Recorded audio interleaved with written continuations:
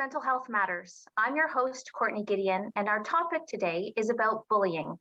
According to the Canadian Mental Health Association, bullying can take on many forms, from physical hitting to shoving to intimidation, social exclusion, and cyberbullying.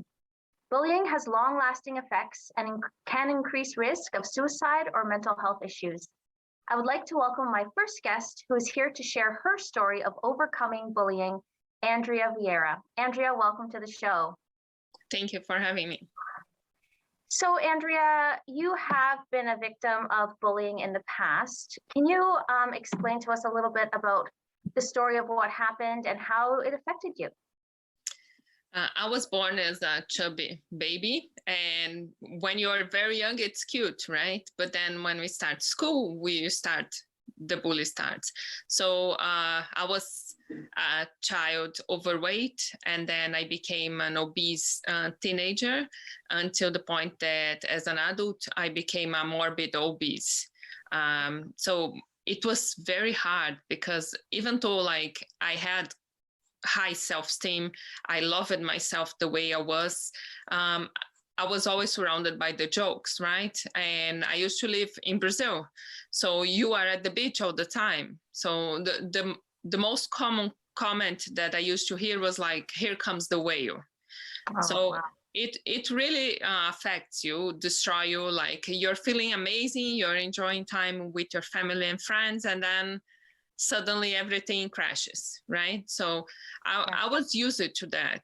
I can tell you, since you grow up with that, bully by that time, I'm talking about 40 years ago, wasn't something that people track as bully, right? Was just, why don't she lose weight? She could be dieting, right? And the other thing was you have a beautiful face.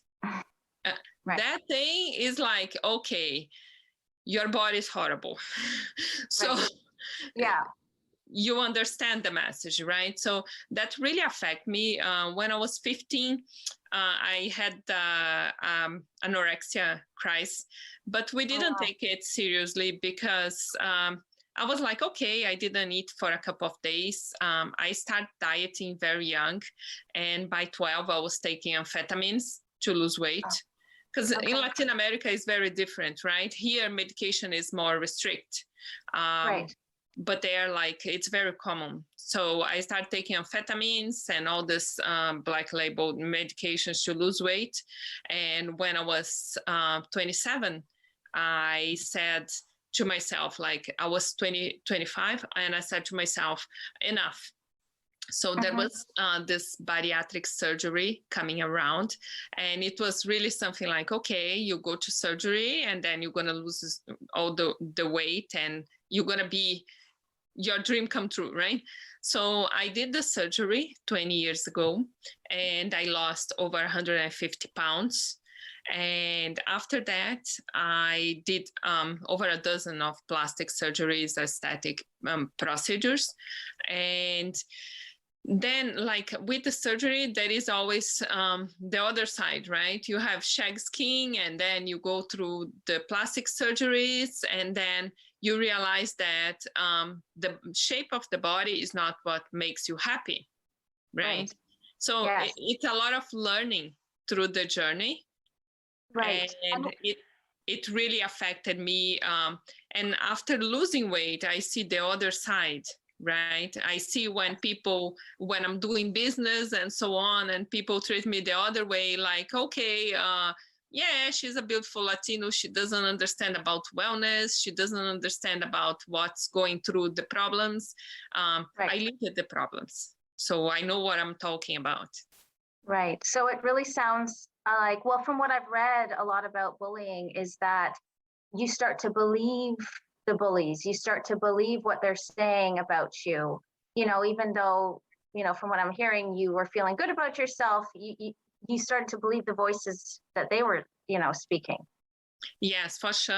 And sometimes it was so bad and what you do to comfort yourself, you eat, right?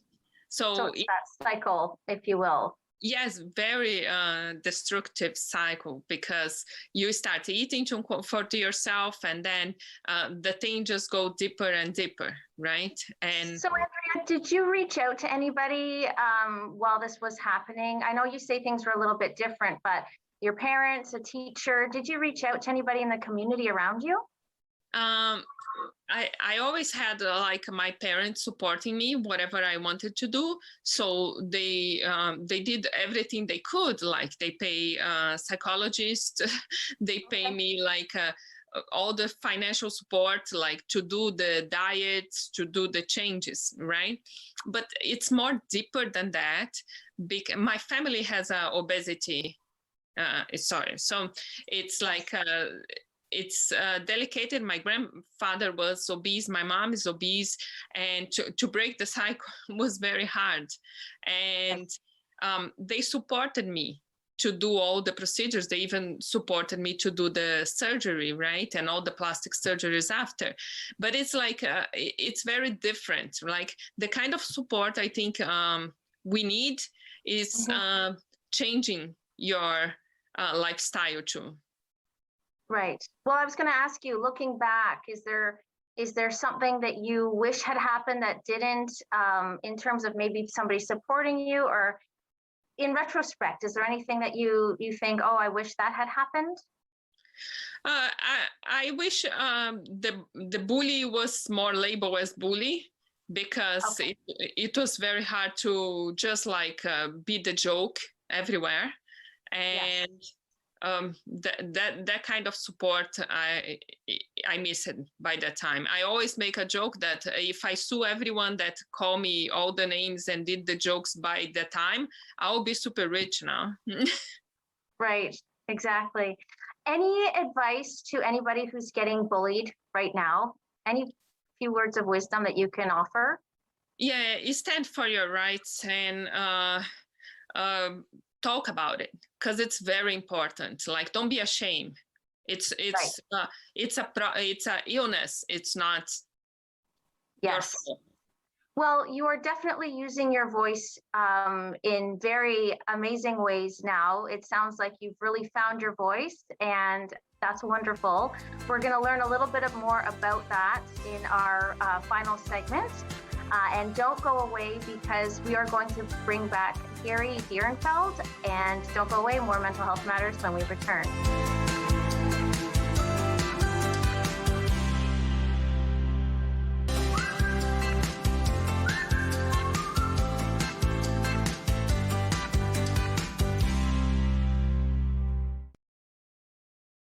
Welcome back to Mental Health Matters. I'm your host, Courtney Gedeon, and today our topic is about bullying. I am joined by social worker Gary Dierenfeld to help us understand this topic a little further. Gary, welcome back to the show. Always so great to see you. Thank you. Great to be here. So, Gary, I have a question for you, and that is, how do we decipher between what is actually bullying and what is, the kids messing around on the schoolyard? Is there a difference? And if so, what is that? Well, to really appreciate bullying, you have to look at it through the eyes of the victim, not the eyes of the perpetrator. So it is more defined by impact on me, so to speak, than the delivery by you. And it's because of that, we also now talk about microaggressions, those little snide throwaways, or those things said from a place of bias that we don't realize can be hurt. If I were, I got to be careful here. If I were to say, "Oh, did you hear this blonde joke?" It's like, well, you know what? That's demeaning, right? And that is a microaggression. And or I get it from a cultural religious perspective. Oh, let me tell you about the Jew who, well, whoa. So there are those microaggressions up to and including, I'm going to tackle you for your lunch money. Right. Exactly. So bullying is across a spectrum of behaviors that it really is up to the victim, if you will, or the recipient of the comment or the behavior to determine, how did this affect me and what am I going to do with that? Okay. And in your practice, what do you see are some of the long-term effects of bullying? Bullying has long legs, and I really, really appreciated Andrea from the first segment because she spoke to the long legs of her childhood bullying. And what I mean by long legs is the impact of the childhood bullying carried into her adult life, her self-image, and it so influenced so many choices that she then made as an adult, affecting her self-esteem, her self-image. So we can't minimize the social, emotional, psychological impacts of bullying. Yes, absolutely. And, you know, I'm a parent and I worry as my daughter grows up. She's still young now, but I worry as she grows older that she might get bullied. And I don't know necessarily how to deal with it. So as a parent, what's one of the best things that we can do? How can we help our kids? So let's change that context a little. Bullying is so ubiquitous. It's not if she gets bullied, but unfortunately when. Okay. Okay. And so, you know, we throw around this word resiliency. We want our children, we want our young adults, we want our adults to be resilient. And what that means is having capacity to overcome adversity. In the context of bullying, somebody says something meant to demean me or control me adversely, I have to have the capacity to say, that's on you, not on me. Okay? Okay. I loved former Prime Minister Jean Chrétien. Here is a fellow that was nicknamed the Teflon Man. And in fact, that is a skill I teach to persons, to be Teflon. Okay. So here's Chrétien, the microphone shoved in his face. Prime Minister Chrétien, the right honorable member of the opposition says you're a this and you're a that. How do you respond? And Chrétien, well, you know, some people say this about me. Some people say that about me. People say this and that about me. Right. It didn't stick. And so even if it does break through and you have these feelings of shame, embarrassment, or self-worth problems, when you put up that Teflon and you're able to respond in a neutral manner, it actually neutralizes the behavior of the bully. Right, right. Gary, so what I've heard before is that it's helpful to have a bit of a toolkit in your back pocket. So you were starting to talk a little bit about some tools that can help with bullying. Is there anything else that you found effective? Yeah, reaching out for help. So if you know, again, bullying is on a spectrum from mild to severe, and depending on where it's coming from and who it's coming from, we can't always put up that Teflon. So the capacity to reach out and know when to get help. Now, here's the problem as it affects children. They are fearful. Even adults, they are fearful. And they worry that if I get help and this other person intervenes, it may escalate the behavior of the bully. Right. Many parents get caught up in the child's fear and as a result don't advocate on behalf of their kid. And I want to suggest to parents that if you don't advocate on behalf of your child, inadvertently, you're still enabling the bully and you're helping your child to run away, to escape in a sense, emotionally, psychologically, but they're never learning to cope. They're never learning to deal. Right. So parents, don't get caught up in the fear of your child. Get caught up saying, I'm still here to keep you safe. We're going to make sure that there's structures in place. We're still going to speak to the teacher, the principal, the school superintendent, the police, whatever is necessary to address the source of this bullying. Right. And exactly. so this empowers the child despite their fears. And even as an adult, it could be workplace. So people worry about reprisal in the workplace. I get it. You have to make your own cost-benefit analysis, but the degree to which you let it go, it's inadvertently enabled. So let's switch gears for a second and talk about the psychology of the bully. Why do people bully? What's going on there? What do they get from it? It's actually a very complex answer to a simple question. Sometimes I say, why do people misbehave? The quickest answer is because they can.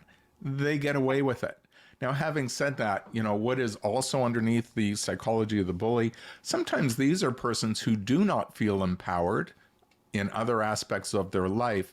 And so to feel greater power, they lured it by bullying someone else. These are also persons who may have inadvertently learned behaviors of power and control, having witnessed it in the home by a parent. They may have their own psychological issues, feelings, again, of inadequacy for whatever, for whatever. And so by overwhelming, by bullying someone else, it helps bolster their feelings.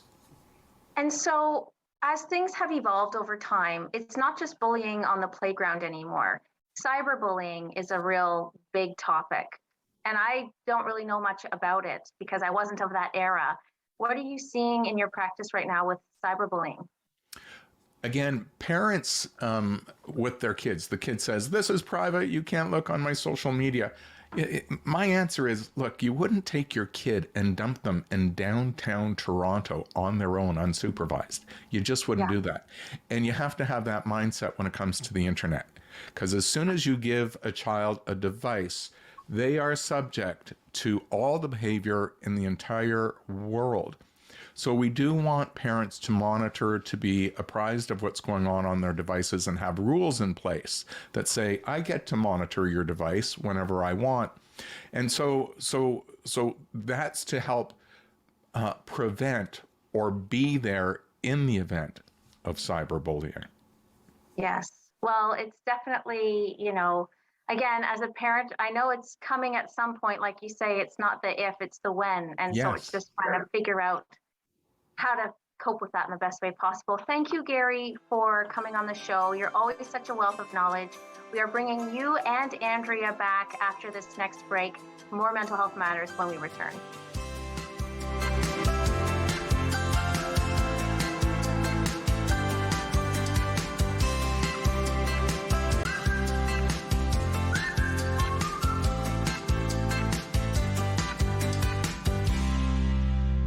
Welcome back to Mental Health Matters. Today, our topic is about bullying, and I'm joined by my wonderful guests, Andrea Vieira and Gary Dierenfeld.